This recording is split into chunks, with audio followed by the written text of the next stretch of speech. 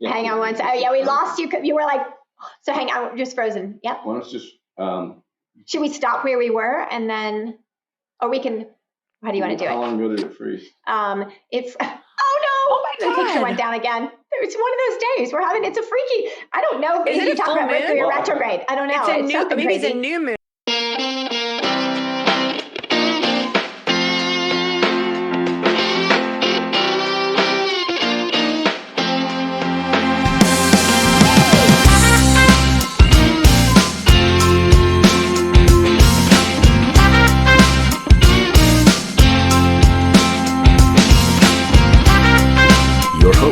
Catherine Grace O'Connell. Welcome to Mastering Modern Midlife. I'm Catherine Grace O'Connell, and I am so excited to introduce my guest today. The fabulous Erin King is with us. Erin King, who is the queen of Audacity. Oh my gosh, let me do a quick little intro for you, but welcome to the show, Erin. I got to brag about you a little bit here. Erin King is a global keynote speaker, a three-time entrepreneur, a founder and CEO of the Socialite Agency, a social media firm specializing in live events, conferences, and trade shows. And she is also kind of a big deal. And the author of You Are Kind of a Big Deal, Level Up by Unlocking Your Audacity, that is like live out right now for pre-order. So excited to have you. Welcome to the show, Erin. Thank you so much, Catherine, for having me and for that super kind introduction. It's great to meet you face to face after our fortuitous crossing in the Clubhouse world. So this is fantastic. Thanks again. You're so welcome. And Clubhouse, that's so fun to be able to now meet people that I would not normally meet by just opening an app that didn't exist not long ago. How cool is that? It's unbelievable. And I don't know about you, but I mean, I have just met the most interesting people just like you. And it just feels so refreshing to have it be so authentic and not so perfectly curated and filtered and, you know, all the Instagram, Insta perfection. So I've really been enjoying it. So it's pretty cool. I love it too. And talking about Instagram and perfection, you talk about that a lot in your book. So yeah. Let's talk about the book. Let's talk about, somehow you started with a story about tampons and you go from tampons to launching a social media marketing firm and lots of things, twists and turns in between. But why not start there? Like, how on earth do we open a book with a tampon story?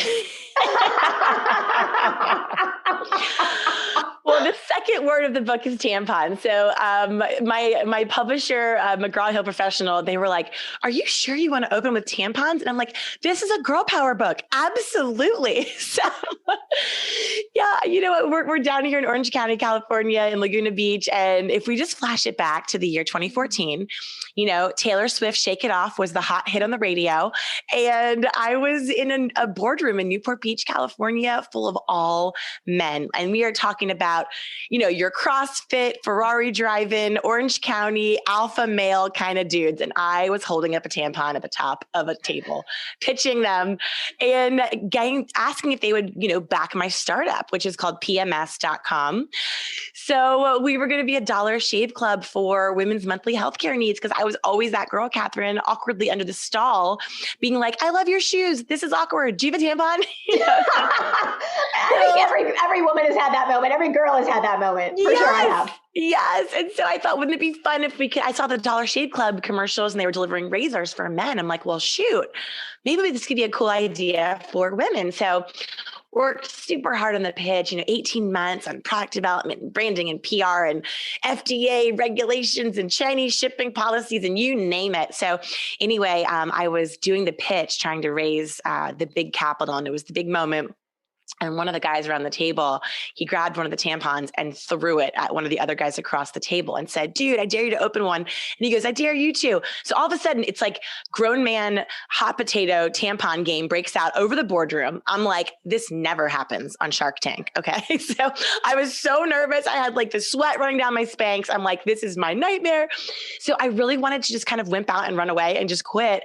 But instead I had this super weird moment where I saw how this this guy was just having a fun time. He didn't care if he looked stupid or if it was appropriate. He was just lightening the mood a little bit. And so I don't know, I just kind of like grabbed the tampon out of his hand and I used it as my microphone and my pointer for the rest of the presentation. And 35 minutes later, they backed it. They signed the term sheet and we raised money to start this company. And so in that moment, it just really changed for me how I thought about what's possible, which is like unlocking that big deal energy where you deserve to be there just as much as they do. You deserve that seat at the table. You deserve to ask for that money. People are like making fun of you or laughing. Meet them where they are, but then keep going because you have a mission. You have a story to tell and it deserves to be heard. And so that was the beginning of PMS.com. And there's a lot more to that story, but it kind of goes on in the book. But that's sort of how it opens, which is those scary big moments in life where you have like one or two choices. You can, get in where you fit in, or you can run away and cry. And luckily in that moment, it paid off to do the first. Such a great story. And yes, we weave back to that, and it doesn't necessarily have a Cinderella ending, which is life, right? So we'll pick that tampon back up in just a little bit, but right now we'll leave it there. Like this visual of opening the book in the middle of Silicon Valley with the Bro Club there in full force. And here you are, it was tapping into that audacious part of yourself and saying, hey, I'm going to take this because this is my big chance. So what does audacity mean to you? And why is the book really woven? It's audacity, audaciousness, bodaciousness, all that stuff, big, juicy, fun words are all throughout your book. And I love that. So what does it mean to you? Well, thank you. So I think, the problem that I think keeps a lot of us stuck, whether we are CEOs, entrepreneurs, authors, if working in network marketing, creatives, whatever you're doing, we oftentimes, I think, feel that we get stuck because we're not doing enough or we're not being enough, or, we haven't thought the whole thing through perfectly strategically, or we don't know how to start. And I really think all of that is important to an extent, but I don't think that's what really gets us stuck. I think what really gets us stuck is that once we start to take big, bold actions, when we hear no girl instead of go girl, when people's reactions are not as supportive and cheering, and this is incredible as we'd like them to be, I think people's negative reactions to us are actually what makes us second guess ourselves, get stuck, and give up. And so the book is all about audacity. And the definition of audacity is daring greatly and boldly, which is very sexy, right? Very Brene Brown. Like, who doesn't want to dare greatly, right? We're like, got it. Yeah, we're like, yeah. But the second part of the definition says, even if it might shock or even offend others. Now, shocking and offending others, especially as women, in a world of like really scary one false move, cancel culture on Instagram, we as women, we're pleasers. We're making sure everyone's okay in the room. We still have that inner good girl that we fight to ghost. And so the idea of being shocking or offensive is like, oh, I want to dare greatly, but not that greatly. But when you think about through history, if you think about all the women that have made shit happen over the years, everyone around them was never like, this is a great idea. They had people saying, you're crazy, or this isn't allowed, or stop. I mean, even think about like Malala. I mean, technically she was being shocking and offensive because the culture and the Taliban were like, no. Well, she stood her ground and she's a total hero. I mean, you have people like Amelia Earhart who they were like, you can't fly planes, you're a woman, you're nuts. And she was so bold. And you can go through a million examples throughout history.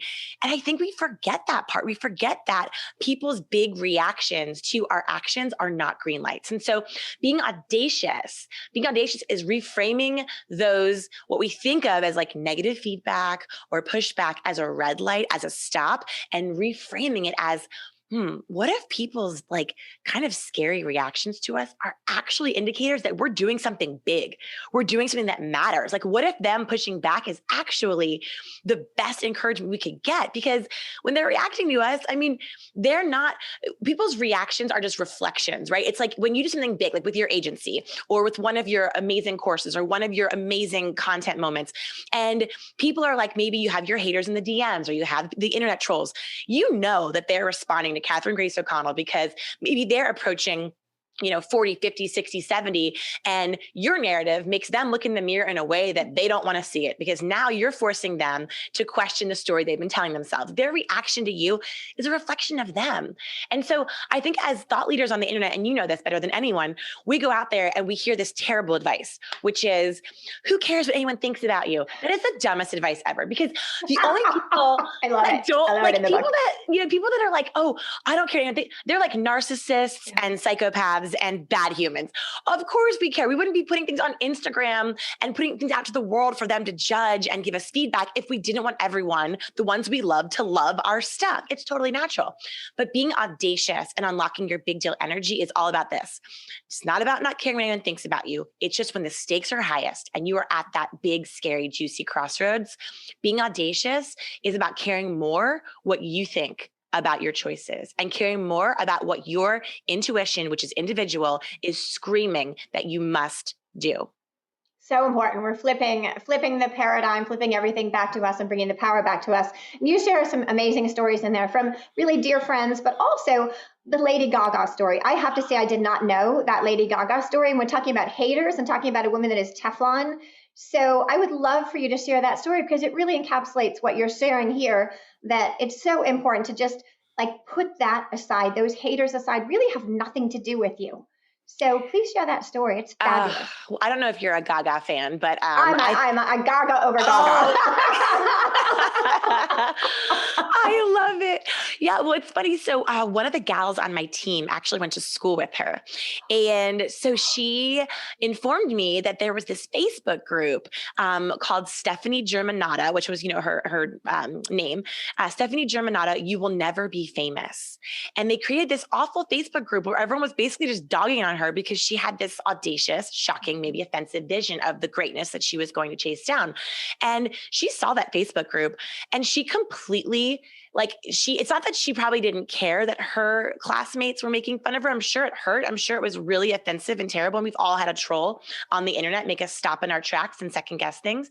At the same token, she was audacious. She kept going anyway. And then she became the same woman all in 1 year to win Golden Globes, Academy Awards, BAFTA, and a Grammy and set the most ridiculous record of all time a couple years ago. And she's such an inspiration. And if she had listened to them, can you imagine if she had listened to them and said, oh, well, all my creative classmates are saying I don't have what it takes, we would never have had that amazing moment with her and Bradley Cooper, the sexiest performance of all time, that piano. Unbelievable.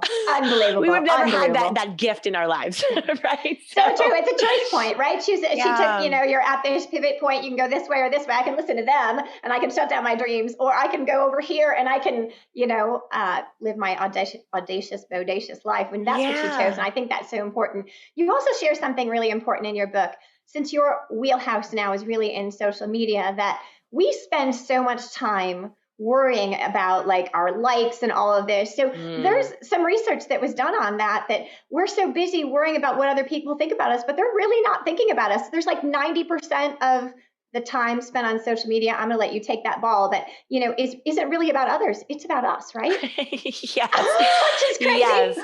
Yes. So I ran a social media agency for 10 years, social agency, and we just got deep and dirty in all things influencer marketing, community building, social selling. And that's really what I was teaching. I was teaching digital persuasion to all these conventions. I still do. That's my first book, Digital Persuasion, all about sales techniques from behind the screen. And I would give these talks, and afterward, I would get all these DMs from women who were asking all these questions that had not really anything to do with what I had just talked about on my keynote.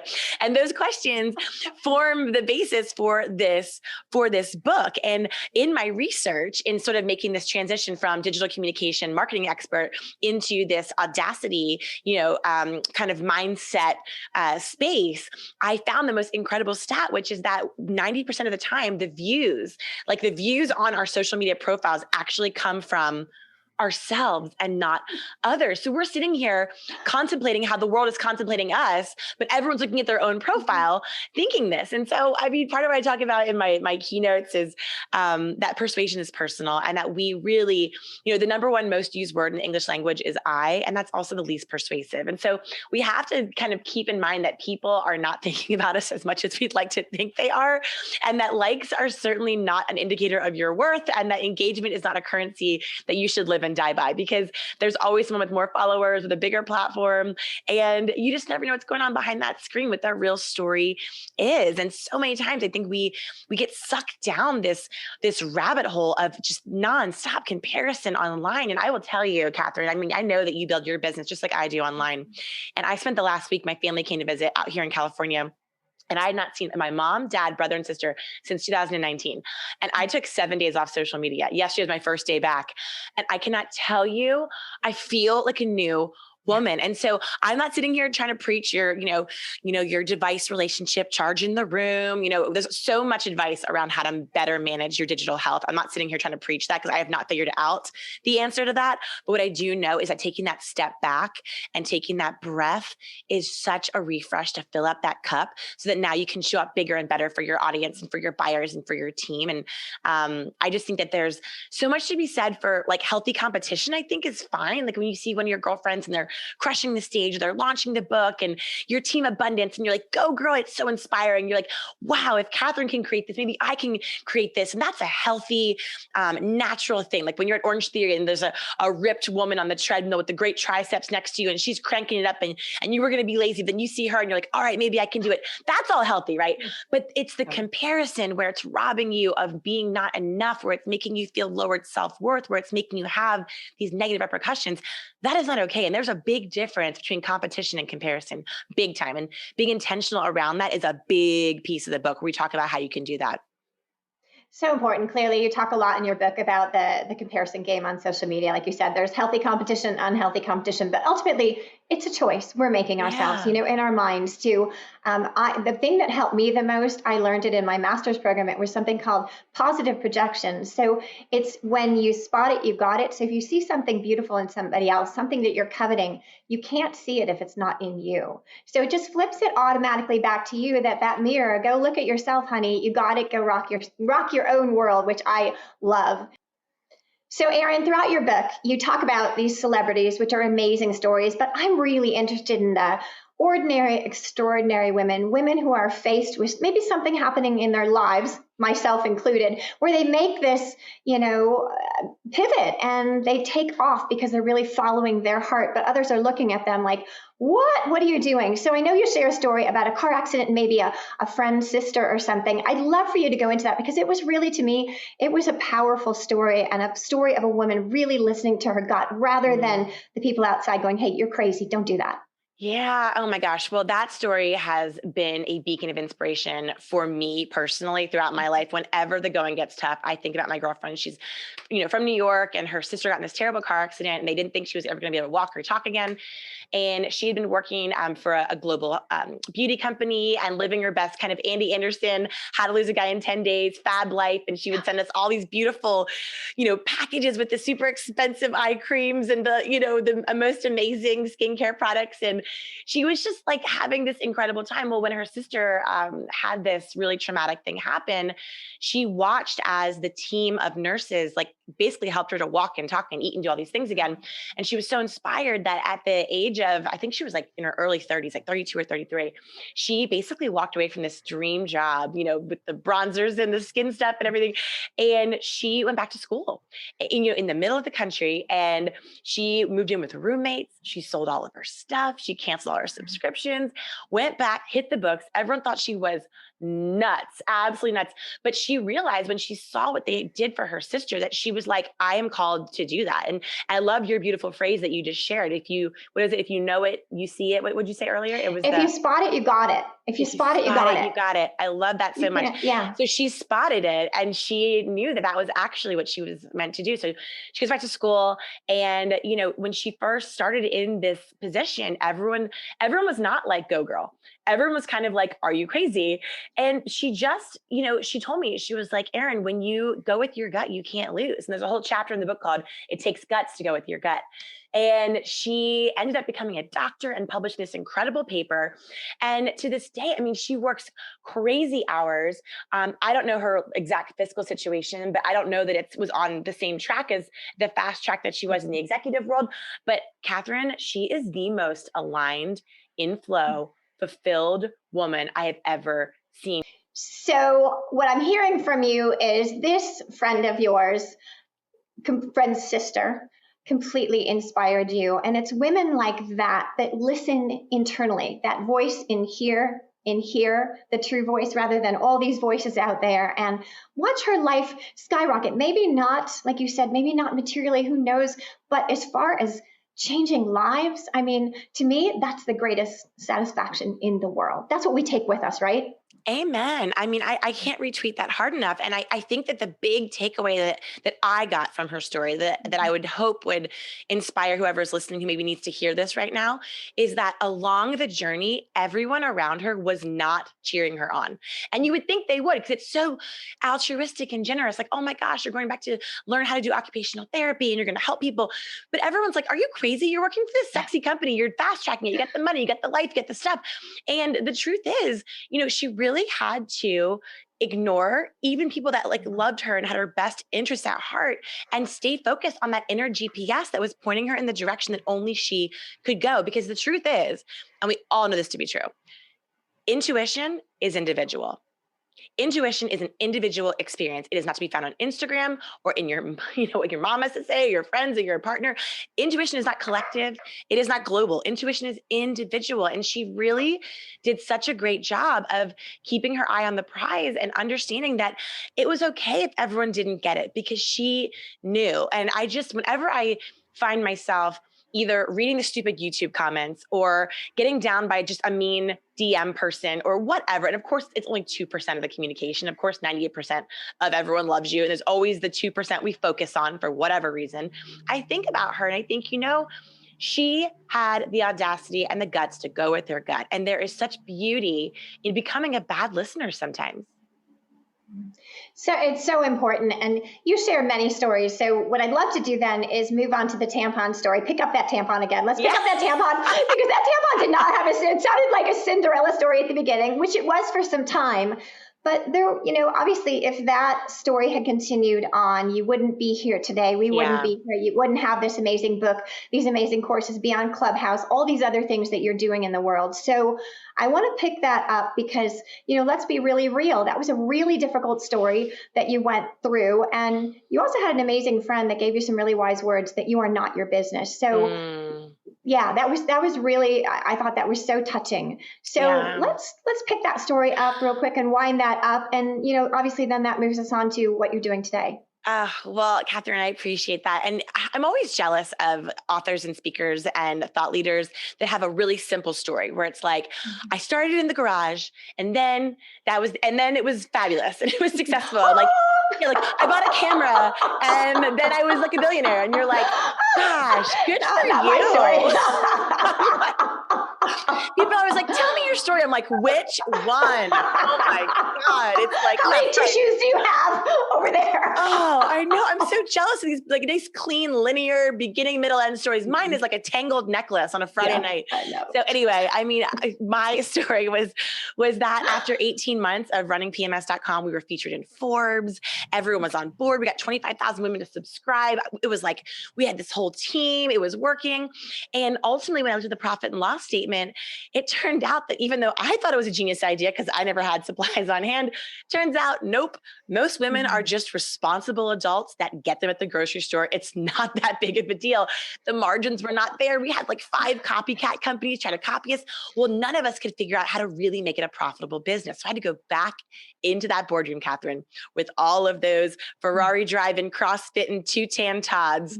And I had to admit, I had to eat a straight up poo sandwich and admit that I had not only not gotten them the big unicorn win that we were talking about, but I had not gotten them any return on their 7-figure investment. And if you've ever put all your chips in and gone for broke and found that it didn't pay off and it wasn't the happy ending, it's the deepest, darkest place you can go. I mean, in a twist of irony, the former CEO of PMS.com stopped getting her period. I had my hair coming out in the shower, the night terrors, and I was walking on the beach one day with my dear friend, who's the one you're referencing. And I'm like, I feel like I am broken. I don't have any value to offer the world. I am not enough. I am lost. I am desperate. I am in the darkest place I've ever been. And she looked at me and I was like, I'm such a loser. And she looked at me and she was like, Erin, you are not your failures. There's you and there's your company. You are two different entities. You are Erin that has like the family and the fun and the love, like we all are, that likes to have a good time and be with family and friends. Your business is a separate entity. You are not your business. And for some reason, I don't know if that lands for anyone that's listening, but for me, that was a light bulb moment because as women, especially as entrepreneurs, so much of our identity is tied up in what we do and what we contribute and how we serve. And that's good to an extent. But if you grew up in a family like mine, where achievement equaled affection, sometimes those points on the board can have a deep, scary, inner good girl, people pleasing space that does not serve us as entrepreneurs. And I think that men in particular, huge generalization, but a lot of men are a lot better at separating them from the outcome, separating who they are from what went wrong. And I call it a duditude. I think it's like a great thing that they have is like a duditude. They're like, well, it was the wrong time. It was the wrong market. Or like, we did our best, didn't work, whatever, not my fault. It was just not the right thing.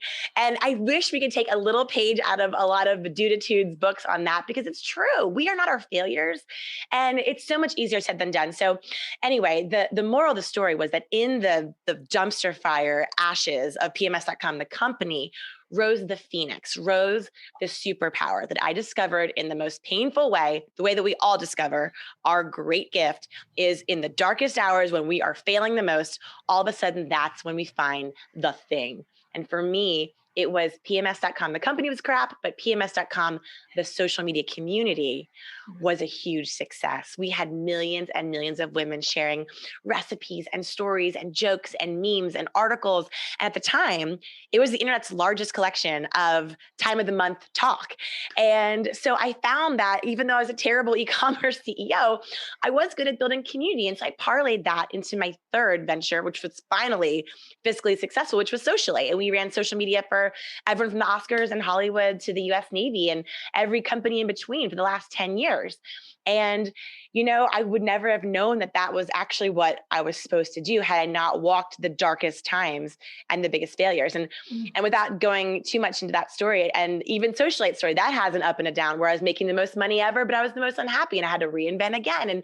And that's just, we all have just chapters and stories, and the failure wounds that you're maybe facing right now, the failure wounds that you are facing are currently healing into your most powerful, profitable success scars.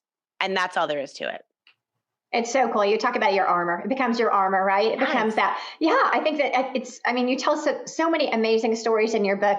And you talk a lot about, obviously you're in the social media world, the online trolls, but you also talk about the biggest hater isn't usually out there. It's in here, isn't it? Yeah. So what do we do with that? So let's talk about that. What do we do? And obviously this is your wheelhouse, social media. Clearly we live in a world, the comparison game. You have some wonderful things in there, like pour yourself a gratini.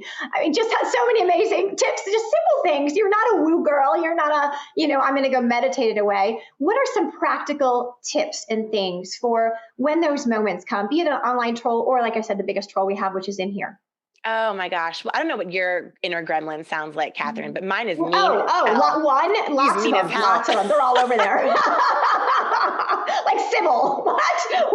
Which one is talking now? Oh my God. I know. Well, it's funny because, I think, I don't know if it's because we are storytellers as women. We are powerful, emotional, light beings that have so many stories to share. I think that's so powerful and great. And when we spin narratives inside that are not true. I mean, how many times have you played out an entire scenario in your mind that is literally completely fabricated? Like, it didn't happen. It's not going to happen. It's not even reality.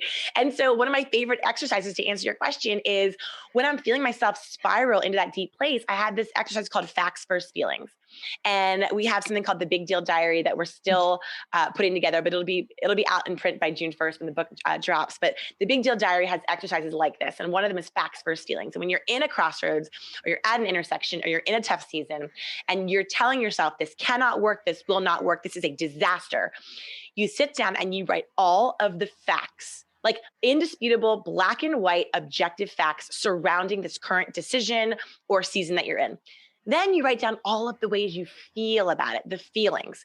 And you look at the two columns and you ask yourself, is the narrative that I'm telling myself based more on these facts or more on these feelings? And I swear to God, 9 out of 9 times, it is all just feelings. It's not even factual. And so just starting by reprogramming, by doing that exercise for me has talked me off so many ledges in the past. And that's the other one of the things we talk about is the power of the Post-it note. I don't know if you're a Post-it note gal, but I am writing myself those love notes on the regular. And just, especially if you're like keynote speaking or you're feeling like you don't have what it takes, reminding yourself that you are a big deal, that you do have what it takes, that you do deserve to be here.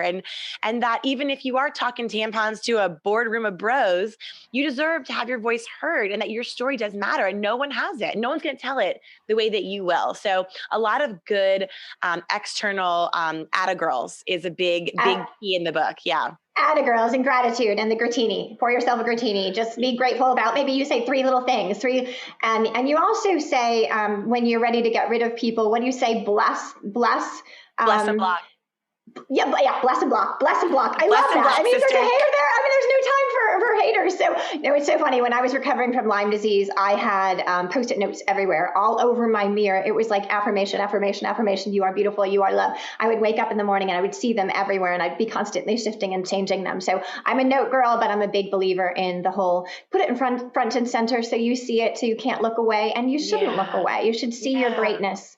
To be great, we must see our greatness in ourselves, right? I love that so much. And, I think, I don't know if you've tried this, but I always ask myself too, like, would I ever say these things to one of my best friends or someone that I really truly care about? And sometimes you're like, oh my God, I would never say that to my mom or my best friend or my partner. Like, how dare I? And it's like, why do we put ourselves in such a lower category of deserving the same love? It's just, I think it's very natural. It's very human. And with a little intentionality and a lot of work, it is possible to reprogram those pathways and to rewrite how we tell those stories to ourselves. Absolutely. And there's a difference, between men and women. Let's be real. And yes. Mike and I talk about it all the time, the compartmentalization thing. They're able to compartmentalize things. And we have the boxes are all connected. It goes from here to here. So it's time to put some, healthy boundaries up and, compartmentalize these things. Because like you said, your business, your failures aren't you. It's what you do with them, right? It's when you get up, it's bouncing back. So speaking of that, you talk in your book about, obviously we're writing a lot of it during the lockdowns and COVID and pandemic, where many people were not creating. And you talk about that. There are creators and there are people like me, maybe, that sat more on the sofa. I was so tired from creating before, but I'm on fire to create now. But really, it's a choice, isn't it? I mean, you did some amazing things during a time when many people just said, okay, I'm putting my feet up and I'm going to stop now. But the creators are the ones who are now just on fire and on the top, I see. So let's talk about that.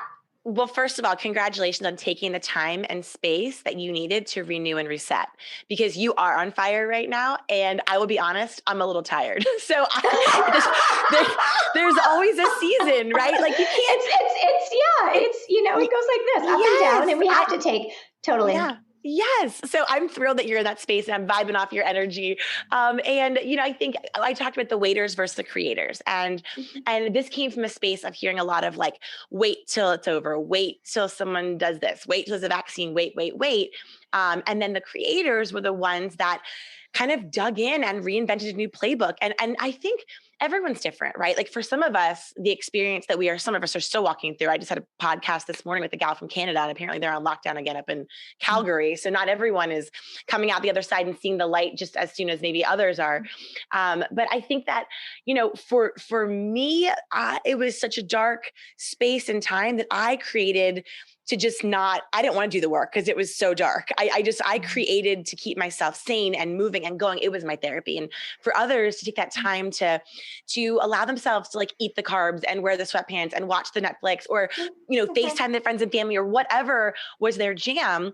I think it's great to honor however everyone processed what was an unprecedented time for all of us. So kudos to everyone, no matter what you decide to do, waiter or creator, you made it, you're going to make it, we're going to be okay, which is the most important thing. But yeah, I mean, I think that for the creating in the pandemic, the biggest lesson that I learned was, because I wasn't doing my full-time keynote speaking, my income took a dramatic hit, like many people. And so my team shrunk. And so instead of just outsourcing, oh, so-and-so build this, do this. Well, instead it was like a team of, me and 2 other people. So I like learned how to build websites and edit video and do SEO and build a course and do Facebook ads and all these things that I really hate doing. And I just stopped the YouTube video every 3 seconds. What do they say? Rewind, push the button. I mean, it was like programming for dummies. I mean, learning all these skill sets that, I didn't really want to learn, but I did. And I think the big reality check came for me halfway through the pandemic, when we finally got our course up and we finally started seeing some revenue and seeing some virtual keynotes come in. And okay, maybe we're not going to completely drown in this. And I sent out my new email, my new shiny email. And I was like, oh my gosh, this is so exciting. My new brand, blah, blah, blah. And I got 412. I hadn't sent out an email in like 6 months. I got 412 autoresponders, Catherine. And it was everyone's stories from the pandemic: furloughed, fired, leave of absence. And I'm seeing all these bounce backs. And I know so many of the names. And I'm like, okay, that guy has someone in college. That gal just bought a new house. And in that moment, I snapped out of my little selfish little, burrow of like, poor me, I have to build courses. And I'm like, holy moly, this is not an individual experience. It's a collective human season of loss. And in that loss, I did find some gems. I mean, I got a couple emails of, the one guy here in Laguna who's had his furniture shop here for 40 years and learned Facebook Marketplace and did more revenue last month virtually than he ever did with the walkthrough traffic of the cheap tourists that weren't spending the money anyway. And, I had another story of a girlfriend of mine who is a teacher, and she was super burnt out teaching. Well, turns out for her that she actually found this group of women, and they started doing this whole group supporting each other on their virtual learning experiences and hacks and creative ideas and shortcuts. And she now loves teaching again. And there were just so many wonderful silver lining stories. I know we all have those from the space, but I would say that the biggest thing for all of us is we can choose to focus on the lack that was, or like you and I with our work 2021, or the abundance of what is and what will be. It's just, it's a choice. It's abundance or scarcity. Yeah. That's it. That's a mentality. So I want to go back to the diary. I know that's coming out, but throughout the book, you have a diary weaving through it where people, are to pick up a journal and answer some questions. So obviously you've used this tool yourself, because it's different than just journaling, right? You have a real focus in every single chapter. It's to go in and do that inner work. So let's dive in there. Tell us where the gold is. Obviously doing those exercises, I would imagine, is very transformative. And I cannot wait to do them myself. Yeah. It's interesting. Just like you, we're only an expert of our own experiences. The only thing I talk about is what I've tried, what I know, and what has worked. Or what has not worked. But it's all from a first person perspective. And I think, especially in the world of Instagram, we have to be careful, because there's a lot of people dispensing advice that have not sat in the shower and had an emotional breakdown from the 30 W2 employees and have not let down the investors. And, we all, you being a business owner with your agency, I mean, unless you have the scars to teach from, that's what we have to offer, right? Like, we're all scarred up. What's the point? The only point is to share what we know, to maybe help someone to avoid the scar themselves, or make as best choices that we wish we had made, or, that's the whole point, right? Is to serve. So the end of each chapter, what I share are the exercises that I've picked up from the grittiest gals that I know, that I have used, that have helped me to work through the dark moments. And one of the chapters is called Your Fears Are Fake News. And it's one of my favorite chapters because it really outlines everything that we are scared of that might happen. And in the exercises, we assign like realistic numbers. Like, okay, what is the reality? Yes, there's always a freak thing. I'm in a season of grief right now. I had a totally freak accident happen with my sweet puppy I only had her for 6 months. She was 8 months old, hit by a car, blocked from my house, died in my arms, loved my life. Totally awful. We ended up. Sorry. Thank you. It was awful. And it was just like a totally freak accident. Like, she never ran off the leash. Anyway, we now have her sister by a totally crazy, random twist of fate. Same parents. It's a long story, but it was meant to be. So now we have Betty White. The whole thing's been like grief and gratitude and just a whole roller coaster. But my point is, yes, we all are afraid that like our puppy's gonna get hit by a car 9 times out of 10, or it doesn't happen. I mean, but there are freak accidents. But for the most part, most of the scary narratives that we're telling ourselves aren't going to happen. And whether it's being afraid of people, judging you. I mean, I have a story in the book about how I hated wearing heels on stage, and I ended up wearing sneakers one time just because my dogs were barking, and I felt like a kid playing dress up. Now, is wearing sneakers on stage, black high top sneakers with a pink J. Crew dress, number one, is it a look? No, ma'am, it is not. It is not a look. That is not a fashion statement in any place, time, or space. But I wore it and I ran out on stage for the very first time. I felt so comfortable and free, got my first standing ovation. And I realized that all this time, or I'd been worrying about being judged as a woman under 40 who's giving a keynote talk to a majority male audience, of them judging my appearance. Well, not only did they not judge my appearance, they gave me a standing ovation. And that's not like Malala Brave, okay? That's not Bethany Hamilton like going back to surfing after having the arm bitten off by the shark. That's basic be brave, okay? And I get that. And those medium brave moments, those medium brave opportunities are the way we put the reps in. They're the everyday reps we can put in so that when it does come to the big crossroads and the big, scary, brave tampon in front of the investor, moment, you can dig deep, unlock that big deal energy and go for it because you're not out of breath, you're in shape and you are ready. So true. And I don't know if that was before or after, because you do share a story in there where you were, I guess, you were obviously putting the event together and then the keynote speaker or something didn't, maybe when the breakout speakers didn't, and you had to go up in your flats and not ready to speak. And you were like, you had nothing prepared and you rocked it. Like that, those are the moments that talk about audacity, really stepping into that part. I can shrink back and go, no, I'm not ready. I don't have anything prepared. How can I possibly speak? I'm just putting the event together, but you stepped on that stage in flats, like you said, right? Well, it's funny because when you said, if you spot it, you got it, which I love that phrase that you shared. That was what happened in that moment because I was insanely jealous. And I have a chapter in my book called "You're Jealous is Your Genius." Jealous and genius, right? Which is I was going to ask you where to roll into that. Perfect. Yeah, it's kind of similar to what you're talking about, right? Which is like we're taught, especially as women, that like envy is bad all the time. But like you said, when you have those little twinges, is that an indicator of your heart pulling you towards like, maybe I was meant to do that. Maybe I should do that. So I'll never forget, I was at the Walt Disney World Resort at a conference, a bunch of really serious B2B marketers, which was my space for years. And it was Cindy Gallup, who I don't know if you know who that is, but I do. I know Cindy. Yeah. Okay. So rock star in the She's big. She's big. Oh my God. So she walks out on stage in this like Catwoman outfit, like all black leather, clipped swingy bob, British accent. I'm like, look at Lady Catwoman go. She's talking about making love and not porn. She's being herself. She's speaking her truth.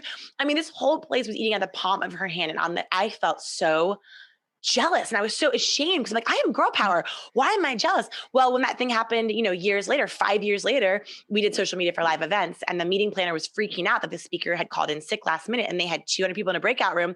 I was like, oh my God, what would Cindy Gallup do? What would Lady Catwoman do? And there's a chapter in the book called Cape Up So You Don't Cop Out, which is borrowing other women's superpowers until you can cultivate your own. Well, my outfit was no Cindy Gallup. Okay. It was like boring trade show flats in a super ugly J. Crew blazer, but I channeled my inner Cindy and borrowed her audacity until I could find my own. And there are those moments where someone in your world that if they were in the same situation, they would know just what to do. And if you're scared, you can borrow their power. You can borrow their swagger and it allows you to feel brave enough to unleash your own. So true. There's actually a book called Borrowing Brilliance. I love the book because nothing's new out there. We're borrowing everything and recycling things, but just in a new way. So I love that. So we have women all over the world. We have a global community who are in the audience right now. And many of them are stuck. Many of them are like, okay, she can do it. I can't do it. All these excuses, especially after 2020, maybe their businesses fell apart. Maybe they had to pivot, but don't know how to pivot. What practical advice would you give them? Maybe 3 things they could do right now to propel them into audaciousness. Oh my gosh. Well, I have so many girlfriends right now that I'm sure like many of your listeners are really, really struggling right now, clients and girlfriends. And because a lot of them have been forced to, people are coming back into the office, maybe that they can't because now they have a new work-life balance they've invented with their kids. I mean, a lot of the kids are going back to school, but a lot of people are still doing different versions of these new schedules with social distancing. I mean, the challenges for women, especially in the workforce right now, have not been this high for quite some time. And I would say that the number one strategy that has worked, I'm a fur mama, but not a human mama. So if you're a human mama, this is the piece of advice that I've seen working for my mom gals. And I'll talk about different other advice after that.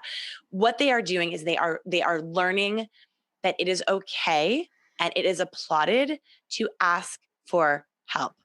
They are not afraid to ask for that help. And that help could be in the form of self-care. It could be in the form of calling a girlfriend. It could be in the form of maybe they don't nail all 10 things on the list. Maybe it's 2, because maybe success looks different now for them. The bar, maybe it's a lower bar than pre-pandemic, but guess what? It's that small win that for today, they did their best and they're giving themselves a break and they're asking for that help. So especially for the mamas, for all of us, but especially the mamas, that's been the piece of advice that I've seen helping them to stay in the pocket and keep their sanity and keep their joy.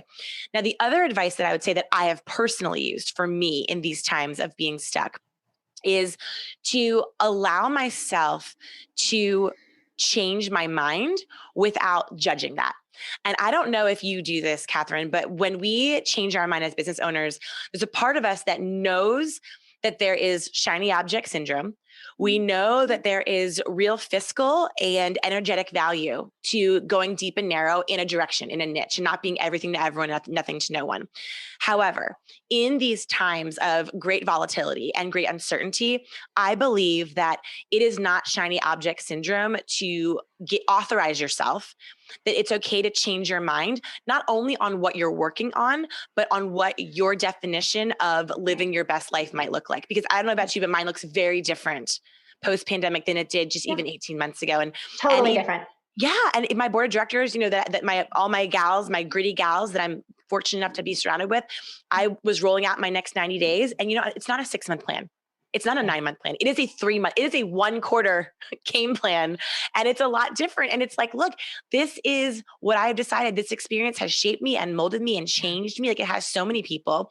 And so if you've changed your mind, authorize yourself to trust that and not judge it. I mean, that's really the biggest piece of advice that I've been using that's allowing me to be creative. Ask for help. Authorize yourself, give yourself permission. You're free to change your mind anytime that you want. And if people want to work with you, find your fabulous book. I know that it is out June 1st, but it's also available on pre-order right now. So where can they find your brilliance and work with you, find your book, read your book, find you on social media? Oh, you're so sweet. Thank you. It's at erinking.com, ERINKING.com. And you can pre-order the book. We have all kinds of fun Big Deal Energy swag and the Big Deal Diary. And we're rolling out the Big Leagues, which is a fun new community for like-minded gal pals to level up and unlock their best lives. And hanging out on Instagram. We're up in the club where I met you in the Clubhouse at Erin King. Clubhouse. Yeah. Wanted to bring you back for a whole other Clubhouse show and talk about I really was so naturally attracted to you. You're brilliant. So thank you so much for being with us today. I loved your book. I love the sassiness. I love the use of language. I love the exercises. And I'm going to do those exercises and get that diary. So thank you for being with us, Erin. And thank you for being with us here today on Mastering Modern Midlife. If you loved Erin and her book, Curious, go check it out. Order it right now over on Amazon. Check her out on her website. And get going. Tap into audaciousness. All right, with that, beauties. Cheers, beauties. Stay fierce.